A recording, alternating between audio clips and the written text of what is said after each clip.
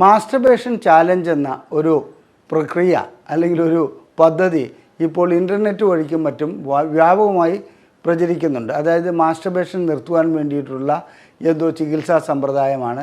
അങ്ങനെ മാസ്റ്റർബേഷൻ നിർത്തിക്കഴിഞ്ഞാൽ ശരീരത്തിന് ഒട്ടനവധി ഗുണങ്ങളുണ്ടാവും. ഇതെല്ലാമാണ് അതുവഴിക്ക് പ്രചരിപ്പിക്കുന്നത്. കഴിഞ്ഞ ആഴ്ച ISRMൽ ഒരു പേഷ്യൻ്റ് വരികയുണ്ടായി. അദ്ദേഹം 90 ദിവസത്തെ മാസ്റ്റർബേഷൻ ചാലഞ്ച് എടുത്തിട്ട് ഏതാണ്ട് 40 ദിവസത്തോളം അദ്ദേഹത്തിന് പൂർത്തീകരിക്കുവാൻ കഴിഞ്ഞുള്ളൂ. 41ാമത്തെ ദിവസം അദ്ദേഹത്തിന് സ്വയംഭോഗം ചെയ്യേണ്ടി വന്നു. ഇതിൻ്റെ കുറ്റബോധം കൊണ്ട് മാത്രമല്ല വന്നിരിക്കുന്നത്, അദ്ദേഹത്തിന് ശീഘ്രസ്ഖലനം ഭാവിയിൽ ഉണ്ടാകാതിരിക്കുവാൻ വേണ്ടി ഈ ഏതെങ്കിലും രൂപത്തിൽ ഈ മാസ്റ്റർബേഷൻ ചാലഞ്ച് തുടരുവാൻ സാധിക്കുമോ, അതിനുള്ള മരുന്നുകൾ എന്തെങ്കിലും ഉണ്ടോ എന്നുള്ളതാണ് ഇദ്ദേഹം ചോദിക്കുന്നത്. വാസ്തവത്തിൽ എന്താണ് സ്വയംഭോഗം? സ്വയംഭോഗം കൊണ്ട് ഈ ശരീരത്തിന് വല്ല ദോഷവും ഉണ്ടാകുന്നുണ്ടോ? ലൈംഗികമായി വല്ല തകരാറുകളും ഉണ്ടാകുന്നുണ്ടോ? എന്താണ് ഇതിൻ്റെ യഥാർത്ഥ പ്രശ്നം? നാം ധരിച്ചു വച്ചിരിക്കുന്നത് എന്താണ്? ഇത്തരം ധാരണകളെക്കുറിച്ചും തെറ്റിദ്ധാരണകളെക്കുറിച്ചും ഞാൻ ഇന്ന് നിങ്ങളോട് വിശദമായി ചർച്ച ചെയ്യാം.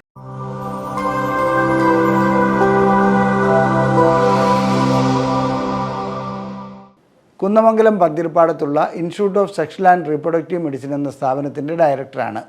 International association of sexual medicine practitioners modern medicine എന്ന അസോസിയേഷൻ്റെ അഖിലേന്ത്യാ ചെയർമാനുമാണ്. സ്വയംഭോഗം ഒരു സ്വാഭാവിക പ്രക്രിയ മാത്രമാണ്. അതല്ലാതെ അതൊരു പാപമോ അല്ലെങ്കിൽ കുറ്റമോ അല്ലെങ്കിൽ ശിക്ഷ അർഹിക്കുന്ന ഒന്നോ അല്ല.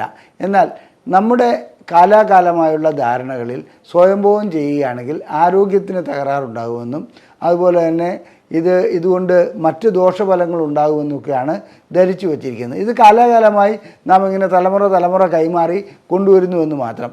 ഏറ്റവും പ്രധാനപ്പെട്ട കാര്യം, സ്വയംഭോഗം ചെയ്യുകയാണെങ്കിൽ ലൈംഗിക ശേഷി കുറയും, അതുപോലെ തന്നെ ശീഘ്രസ്ഖലനം ഉണ്ടാകും, ഒരു ഭാര്യയെ തൃപ്തിപ്പെടുത്താൻ കഴിയില്ല എന്നൊക്കെയുള്ള ധാരണകളാണ്. ഒരടിസ്ഥാനവുമില്ലാത്ത വസ്തുതയാണ് ഈ സ്വയംഭോഗത്തെക്കുറിച്ച് അങ്ങനെയുള്ളത്.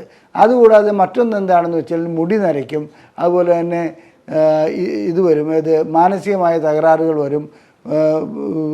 ഓരോ തുള്ളി ശുക്ലം നഷ്ടപ്പെടുമ്പോഴും ശരീരം ക്ഷീണിച്ച് മറ്റ് അവയവങ്ങൾക്ക് തകരാറുണ്ടാകും. ഇത്തരം ധാരണകളാണ്. സത്യം പറയട്ടെ, സ്വയംഭോഗം കൊണ്ട് ശരീരത്തിന് ഗുണമല്ലാതെ ദോഷമൊന്നും ഉണ്ടാകുകയില്ല. സ്വയംഭോഗം ചെയ്യുമ്പോൾ എന്താണ് സംഭവിക്കുന്നത്? സാധാരണഗതിയിൽ ലൈംഗിക ബന്ധത്തിൽ ഏർപ്പെടുമ്പോഴുണ്ടാകുന്നത് പോലെ തന്നെ എൻഡോർഫിൻ എന്ന ഒരു കെമിക്കൽ ബ്രെയിനിൽ നിന്നും പുറപ്പെടുന്നുണ്ട്.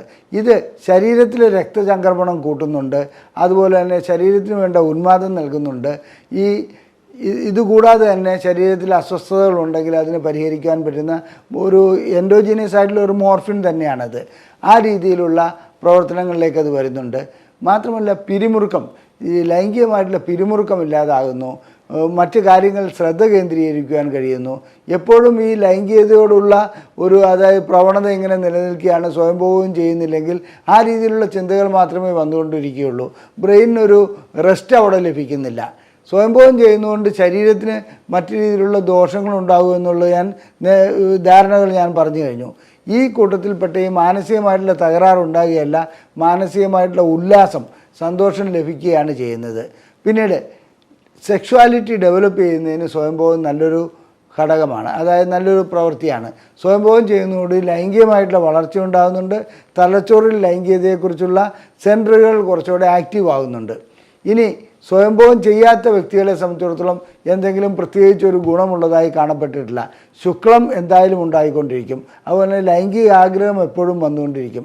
അല്ലെങ്കിൽ നമുക്ക് എന്തെങ്കിലും തകരാറുണ്ടെങ്കിൽ മാത്രമേ സ്വയംഭോഗം ചെയ്യാനുള്ള പ്രവണത വരാതിരിക്കുകയുള്ളൂ. എന്നാൽ സെമിറ്റിക് മതങ്ങളിൽ, അതായത് ക്രിസ്ത്യൻ, ജൂത, മുസ്ലിം മതങ്ങളിൽ സ്വയംഭോഗം ഒരു പാപമായിട്ടാണ് കാണപ്പെടുന്നത്. അതിനെ ആ രീതിയിലാണ് വിശദീകരിക്കുന്നത്. മറ്റ് പല മതങ്ങളിലും ആയുർവേദത്തിലൊക്കെ എടുക്കുകയാണെങ്കിൽ ആയുർവേദത്തിലും സ്വയംഭോഗം കൊണ്ട് ഒത്തിരി ശാരീരികമായ ദോഷമുണ്ടാകുമെന്ന് പറയുന്നുണ്ട്. അതേസമയത്ത് പാപമായിട്ട് അത് കണക്കിലെടുക്കപ്പെടുന്നില്ല എന്ന് മാത്രം. സ്വയംഭോഗം ഒരു രീതിയിലും ശരീരത്തിന് ദോഷം ചെയ്യുന്നതെന്നല്ല. എന്നാൽ എവിടെയാണ് ശരീരത്തിന് ദോഷം ചെയ്യുന്നത്? ചിലർക്കിത് കമ്പൾസീവ് ഡിസോർഡറായി മാറാറുണ്ട്. കമ്പൾസീവ് ഡിസോർഡർ എന്ന് പറഞ്ഞാൽ ആവശ്യത്തിൽ കൂടുതൽ ഇങ്ങനെ സ്വയംഭോഗം ചെയ്തുകൊണ്ടേയിരിക്കുക, അത് ശരീരത്തിന് ദോഷം ചെയ്യും. അത് ഏത് പ്രവൃത്തിയാണെങ്കിലും അധികമായാൽ അമൃതും വിഷമെന്നാണല്ലോ പറയുന്നത്. ആ രൂപത്തിലേക്കുള്ള ഒരു ഇത് മാത്രമേ ഉള്ളൂ. പിന്നീട് സ്വയംഭോഗം ചെയ്യുന്നത് ഏതെങ്കിലും ഉപകരണങ്ങൾ ഉപയോഗിച്ചാണെങ്കിൽ ആ ഉപകരണങ്ങൾ വേണ്ടത്ര ഇല്ലാത്തതാണെങ്കിലോ അതുപോലെ തന്നെ അത് ക്ഷതമേൽപ്പിക്കുന്നതാണെങ്കിൽ തീർച്ചയായിട്ടും സ്വയംഭോഗം ചെയ്യുകയാണെങ്കിൽ പ്രോബ്ലംസ് ഉണ്ടാകാറുണ്ട്, പ്രശ്നങ്ങൾ ഉണ്ടാകാറുണ്ട്. അത് ആ രീതിയിൽ അതിനെക്കുറിച്ച് ബോധവാന്മാരാക്കിയാണ് വേണ്ടത്, അല്ലാണ്ട് സ്വയംഭോഗം ഇല്ലാണ്ടാക്കിയല്ല ചെയ്യേണ്ടത്. പിന്നീട് സ്വയംഭോഗം വേറൊരു രൂപത്തിലുണ്ട്. കമഴ്ന്ന് കിടന്നിട്ട് ചില കുട്ടികൾ റബ്ബ് ചെയ്യുന്ന അവസ്ഥ വരുന്നുണ്ട് ബെഡിലേക്ക്.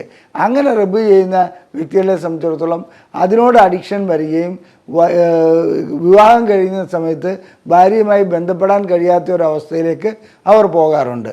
അതല്ലാതെ സ്വയംഭോഗത്തിന് ആ രീതിയിലുള്ളൊരു തകരാറ് കാണപ്പെടുന്നു, വേറൊരു രീതിയിലുള്ള തകരാറും കാണപ്പെടുന്നില്ല.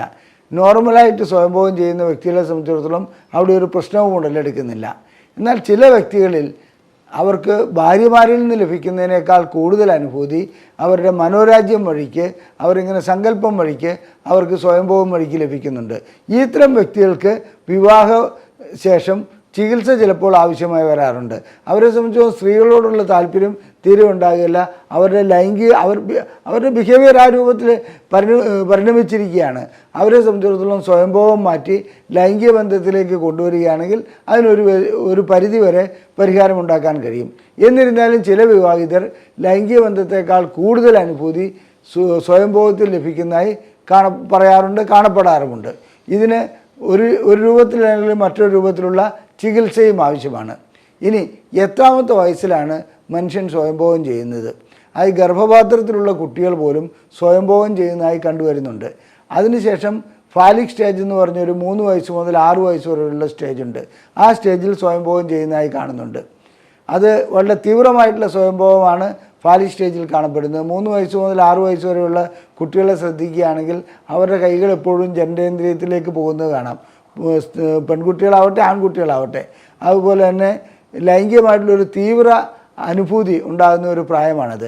6 വയസ്സിന് ശേഷം പിന്നെ അഡോളസൻ്റ് പ്രായത്തിലേക്ക് വരുമ്പോഴാണ് കൂടുതലായും സ്വയംഭോഗത്തിലേക്ക് വരുന്നത്. അങ്ങനെയുള്ള അവസ്ഥകൾ എല്ലാ വ്യക്തികളിലും തന്നെ കാണപ്പെടുന്നുണ്ട്.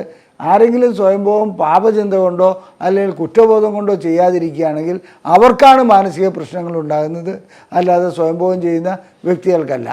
ഇതിൻ്റെ അർത്ഥം എല്ലാവരും എപ്പോഴും സ്വയംഭോഗം ചെയ്തുകൊണ്ടിരിക്കണമെന്നല്ല.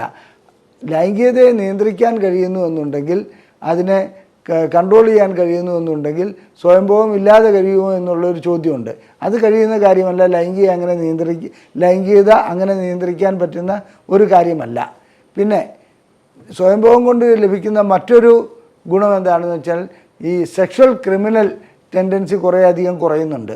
അതായത് റേപ്പ്, മറ്റ് ഒളിഞ്ഞു നോട്ടം, ഇങ്ങനെയൊക്കെയുള്ള കാര്യങ്ങളൊക്കെ ഒരു പരിധി വരെ സ്വയംഭോഗം ചെയ്യുന്നതുകൊണ്ട് നിയന്ത്രിക്കാൻ കഴിയുന്നുണ്ട്. ഇനി ഇത് പാപമാണെന്നുള്ള ഒരു ചിന്ത നമ്മളിൽ വന്നിരിക്കുന്നതിന് ഞാൻ നേരത്തെ സൂചിപ്പിച്ചു, കാലാകാലമായി നമ്മളിത് അടിഞ്ഞുകൂടിയിട്ടുണ്ട്. ആ അടിഞ്ഞുകൂടിയിരിക്കുന്നത് തലമുറ കൈമാറി ഇങ്ങനെ വരുന്നതുമാണ്. അങ്ങനെയുള്ളൊരു പാപചിന്ത ഉള്ളതുകൊണ്ട് ചില പുരോഹിതന്മാർ സ്വയംഭോഗത്തെക്കുറിച്ച് കടുത്ത പാപം ലഭിക്കും, അങ്ങനെ ആ ശിക്ഷ ലഭിക്കും, ഈ ശിക്ഷ ലഭിക്കും എന്നൊക്കെ പറയുന്നതോടുകൂടി ഭയചകിതരായി സ്വയംഭോഗം ചെയ്യുമ്പോൾ വീണ്ടും കുറ്റബോധം ഉണ്ടാകാറുണ്ട്. എൻ്റെ അനുഭവത്തിൽ ചില പുരോഹിതന്മാർ പോലും സ്വയംഭോഗം ചെയ്യുകയും അവരുടെ വിശ്വാസികളെ സ്വയംഭോഗം ചെയ്യരുതെന്ന് ഉത്ബോധിപ്പിക്കുകയും ചെയ്യുന്ന അവസ്ഥ കണ്ടുവരുന്നുണ്ട്. വാസ്തവത്തിൽ എന്താണ് ഇതിന് പരിഹാര മാർഗമെന്നുള്ളത് നമുക്ക് മതപരമായ കാര്യങ്ങളിൽ നമ്മൾ ഇടപെടുന്നത് ശരിയല്ല. അത് മതപരമായ വിശ്വാസം അങ്ങനെ പോകട്ടെ. പക്ഷേ സ്വാഭാവികമായിട്ടും നാം കണക്ക് എടുക്കുകയാണെങ്കിൽ എല്ലാ വ്യക്തികളും തന്നെ, അത് വിശ്വാസിയാവട്ടെ അവിശ്വാസിയാകട്ടെ, സ്വയംഭോഗം ചെയ്യുന്നതായി കാണാം. അതിൻ്റെ തെറ്റുകുറ്റങ്ങളെക്കുറിച്ച് ഇവിടെ ഞാൻ പറയുന്നില്ല. ശാരീരികമായി ഇതിന് ഗുണമേ ഉള്ളൂ, ലൈംഗികമായി ഇതിന് ഗുണമേ ഉള്ളൂ. അതല്ലാതെ അമിതമാകുന്നില്ലെങ്കിൽ, അതായത് ഒരു കമ്പൾസീവ് ഡിസോർഡർ ആകുന്നില്ലെങ്കിൽ സ്വയംഭോഗം നല്ലൊരു കാര്യമാണ്. പിന്നെ ഈ മാസ്റ്റർബേഷൻ ചാലഞ്ച്, ഈ ചാലഞ്ച് കൊണ്ട് എടുത്തു പറയത്തക്ക എന്ത് ഗുണമാണ് ലഭിക്കുന്നതെന്ന് എനിക്ക് മനസ്സിലാകുന്നില്ല.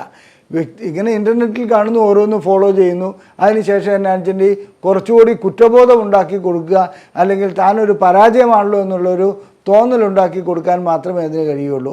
സ്വയംഭോഗം നിർത്തുവാൻ ഒരു മരുന്നുമില്ല, അതിനൊരു ചികിത്സയുമില്ല.